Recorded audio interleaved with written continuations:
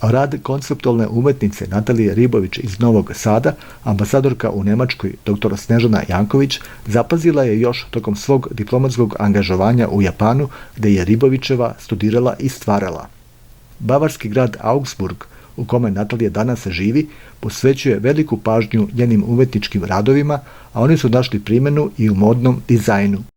Otkud inicijativa da se organizuje izložba Natalije Ribović u ambasadi u Berlinu? Kao što znate, ovo je godina jubileja, slavimo 140 godina od kad smo potpisali prve zvanične dokumente, trgovinsku i konzularnu konvenciju sa Nemačkom i dosta smo organizovali razne manifestacije kako bismo to obeležili. Jedna od njih je putujuća izložba Vuk Karadžić i Nemci koja je obišla nekoliko gradova u Nemačkoj i nekoliko univerziteta i biblioteka. Ali ovog puta smo hteli da predstavimo savremene veze u kulturi i umetnosti između Srbije i Nemačke, da pokažemo da su one bile jake pre 2 veka, kao u slučaju saradnje Vuka i Getea, ali da su to isto i danas. Natalija je umetnica koja je rođena u Novom Sadu, a koja sada živi i stvara u Augsburgu i gde je jako lepo primljena i njena dela su zastupljena u umetničkim kolekcijama u Augsburgu i to mi se učinilo kao veoma lepa prilika da pokažemo Nemcima da imamo takve ljude koji nas povezuju. Da li bi ova izložba mogla da doprinese da se otvore nove mogućnosti proširenja trgovinskih odnosa sa Nemačkom? Pa nemačko-srpski trgovinski i privredni odnosi su već jako razvijeni. Znači mi zaista imamo izvanrednu saradnju sa nemačkim kompanijama. Njih ima preko 500 u Srbiji, velikih kompanija koje zapošljavaju oko 80.000 radnika. A cilj je da do kraja 2024. godine radi 100.000 naših ljudi u nemačkim kompanijama, koje su inače na dobrom glasu, ljudi osjećaju da su pouzdane i rado rade u nemačkim kompanijama. Ovom izložbom mi želimo da pokažemo da i u oblasti kulture i umetnosti ti odnosi koji nisu baš tako poznati svima, u stvari postoje, veoma su ukorenjeni i u jednoj i u drugoj kulturi. Naši umetnici ovde rado dolaze, nemački umetnici rado posećuju Srbiju, ali se nekad tome ne posvećuje dovoljno medijske pažnje i to nije poznato običnim ljudima. Mi ovim želimo da pokažemo da je međuljudska razmena pre svega između Srbije i Nemačke oduvek pa i danas bila veoma snažna, da smo mi zemlje koje su prirodno upućene jedne na drugu. Mi na Nemačku kao na veliku silu, koja nam je trgovinski partner broj 1, Nemačka na nas kao prirodno okruženje gde ima ogroman broj svojih investicija, ulaganja i zbog toga mislim da je ova izložba još jedna kockica u tom mozaiku veoma dobrih, praktičnih odnosa između Srbije i Nemačke. Hvala na razgovoru. Hvala i vama. Kako je došlo do saradnje između Matice Srpske i umetnice Natalije Ribović? Galerija Matice Srpske jeste jedna od najstarijih nacionalnih muzejskih ustanova koja baštini jedan bogat fond od 16. do 21. veka, ali pored toga što čuvamo dela starih slikara, mi se trudimo da stalno pratimo ono što je aktuelna umetnička scena i da savremeno stvaralaštvo dovedemo u dijalog sa prošlošću, odnosno sa delima koje čuvamo. Natalija je kod nas u galeriji čest gost privatno, ona je čak neke svoje dela donirala ove godine našoj instituciji i nama se čini da je jako važno da nekako paralelno održavamo taj tok i prošlosti i sadašnjosti kako bi napravili neku uzornu kolekciju za budućnost.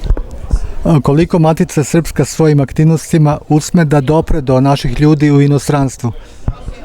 Mi smo veoma aktivni u regionu pre svega, tamo gde postoji srpsko kulturno nasleđe i gde postoji značajan broj Srba koji žive na neki način u dijaspori, na onim prostorima koji su nekad bili naseljeni ili su pripadali srpskom življu. Tako da smo puno aktivni u Mađarskoj, u Rumuniji, ali se trudimo isto tako da ono što baštinimo predstavimo i u drugim evropskim zemljama, da ukažemo na veze između evropske i srpske kulture i kroz ono što muzej danas radi pokažemo da mi jesmo deo evropskog konteksta i da srpska umetnost od 18. veka pa nadalje pripada tome. Prema tome trudimo se da sarađujemo sa muzejima u Evropi, trudimo se da uspostavimo saradnje, pre svega po principu profesionalnih standarda u prezentaciji kulturnog nasleđa, u komunikativnosti, ali isto tako i kroz organizovanje izložbi.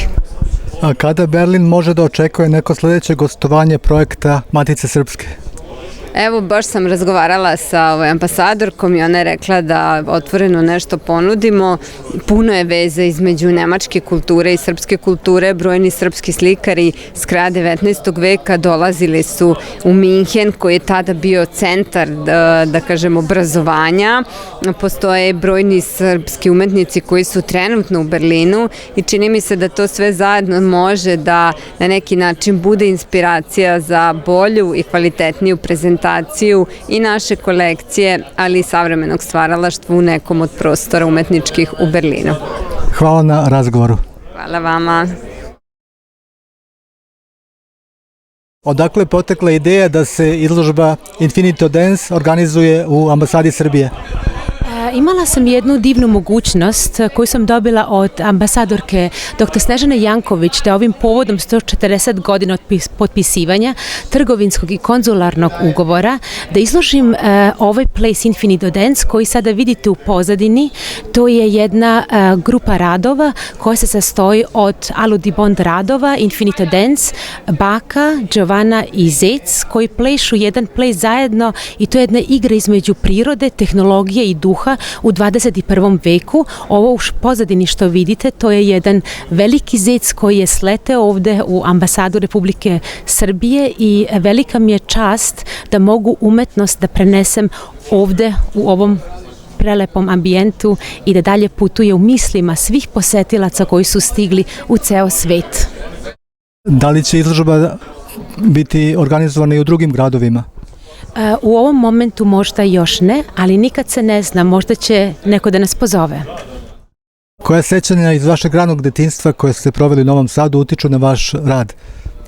Pa može se reći da to su ne samo koreni, nego to je nešto što je efemerno, što se nalazi i u nama i u vazduhu i to stalno nosim na svim mojim putovanjima gde god se nalazim i gde izlažem.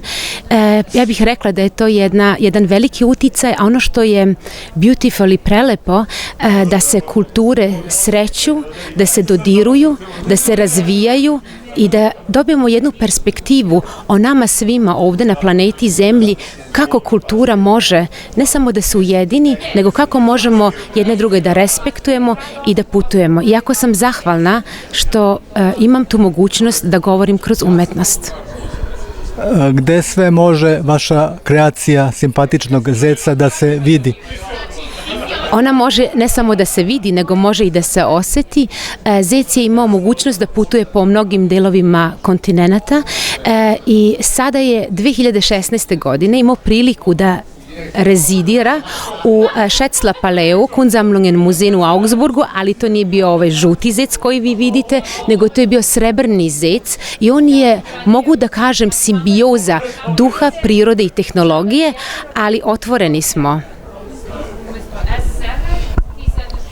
Neka vaša dizajnerska rešenja prihvaćena su u brendiranju proizvoda široke potrošnje. Koliko vam to znači i da li je na putu neki novi brend koji će nositi vaš potpis? To je interesantno pitanje.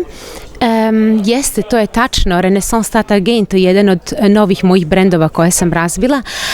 To je, mislim, i stvar vremena, prostora, pravog momenta, a voljela bih da se to tako i dalje razvije. Da je harmonija prirode, tehnologije i duha neophodna, uverili ste se 11. marta 2011. godine na 18. spratu jednog solitera u Tokiju kada je bila prirodna katastrofa u Fukushimi. U kakvom sećanju vam je ostala ova katastrofa i da li je ona uticala na vaš dalji rad? Sada me malo vraćate u prošlost.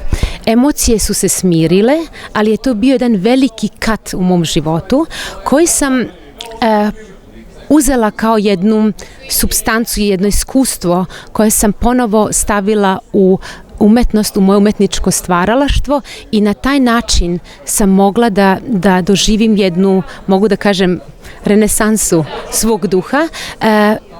U ovom slučaju bi iznala jedan rad koji se zove Sundance, to je nevidljiva knjiga koja je nastala tačno tim povodom, kada sam se vratila iz Japana, sela sam na jednu površinu zelenu, pogledala sam nebo i pitala sam Bože kako nastavljamo dalje, i u tom trenutku su mi došlo 18 pesama poezije koje sam zapisala i tada je se razvila nevidljiva knjiga. Vi se pitate šta je nevidljiva knjiga. Ona se može čitati samo putem sunca, to je sa specijalnom bojom štampano, na japanskom papiru, sa bojom iz Švajcarske, a ceo proces je štampan u Srbiji, odnosno u Novom Sadu, i ta knjiga sada se nalazi u mnogim kolekcionarskim kućama i muzejima. Jako sam zahvalna jer ona treba nama da kaže da budemo u vremenu autentični, da damo vremenu vreme i da osluškujemo šta nam govori priroda, duh i tehnologija. Koliko često odlazite u Novi Sad? Pa mogu reći, sad sam nedavno bila u Novom Sadu i sve više osjećam da trebam da povezujem prostore, Srbiju, Nemačku, i da više se razvijaju novi projekti i da se razmenjujemo. Hvala na razgovoru. Molim lepo.